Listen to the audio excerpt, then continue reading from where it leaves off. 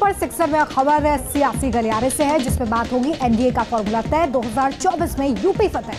2024 में लोकसभा चुनाव है और देश में सबसे ज्यादा सीटों वाले राज्य यूपी को लेकर बीजेपी मिशन मोड में जुट गई है। जी हां, चुनाव से 10 महीने पहले ही यूपी में अपना कुनबा बढ़ाने के साथ ही बीजेपी ने सीट बंटवारे के फॉर्मूले को तय कर दिया। देख रहे हैं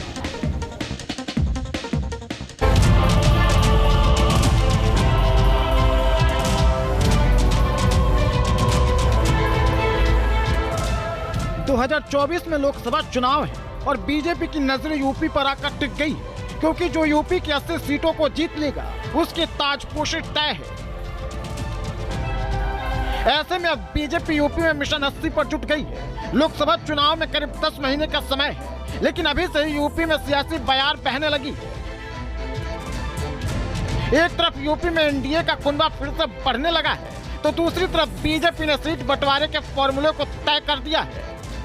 वहीं अगर बीजेपी अलायंस की बात करें तो सूत्रों के मुताबिक भारतीय जनता पार्टी ने अपने सहयोगियों के लिए सीटों का फॉर्मूला भी तय कर लिया है। देखा जाए तो उत्तर प्रदेश में अपना दल और निषाद पार्टी भाजपा की प्रमुख सहयोगी पार्टियां हैं। वैसे में आगामी चुनाव में किस दल को कितनी सीटें देनी है, इस पर सहमति भी बन चुकी है। किस पार्टी को बीजेपी यूपी में कितनी सीट देगी ये आपको बताएंगे, लेकिन उससे पहले यूपी में बीजेपी का कुनबा किस तरह से बढ़ रहा है उसे पहले समझ लीजिए।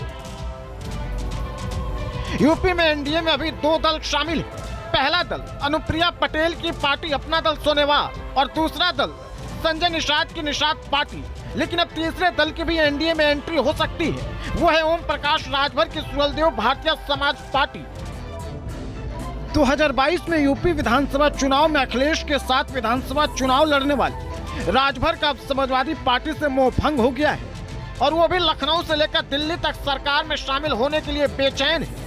तो बीजेपी भी उन्हें निराश करने के मूड में नहीं है, क्योंकि पूर्वांचल में राजभर मतदाताओं के बीच ओपी राजभर की अच्छी खासी पकड़ है। और इसी वजह से भारतीय जनता पार्टी के साथ जिनका भी गठबंधन होता है वो केवल चुनाव पूर्व या चुनाव पश्चात केवल मौसमी गठबंधन नहीं होता है, बल्कि दशकों तक चलने वाले गठबंधन होते हैं। भारतीय जनता पार्टी अपने सहयोगी जो गठबंधन पार्टियां हैं उनके साथ संवाद करके जो भी उनको सीटें अपेक्षित होंगी, जो भी चुनावी रणनीति के लिहाज से होगी, उसका निर्णय पार्टी की केंद्रीय चुनाव समिति और पार्टी का सेंट्रल पार्लियामेंट्री बोर्ड जल्द ही घोषित करेगा। और नए गठबंधन के संभावनाओं के बीच बीजेपी ने 2024 के लिए सीट बंटवारे का फॉर्मूला भी तय कर लिया है। सूत्रों के मुताबिक अपना दल को 2 सीटें दे सकती है बीजेपी। अध्यक्ष अनुप्रिया पटेल अपना दल एस के सिंबल पर चुनाव लड़ेंगे, तो दूसरा प्रत्याशी बीजेपी के सिंबल पर चुनाव लड़ेगा। निषाद पार्टी को भी बीजेपी 1 सीट दे सकती है। हालांकि शर्त यह है कि वो प्रत्याशी तो निषाद पार्टी का होगा, लेकिन सिंबल बीजेपी का होगा।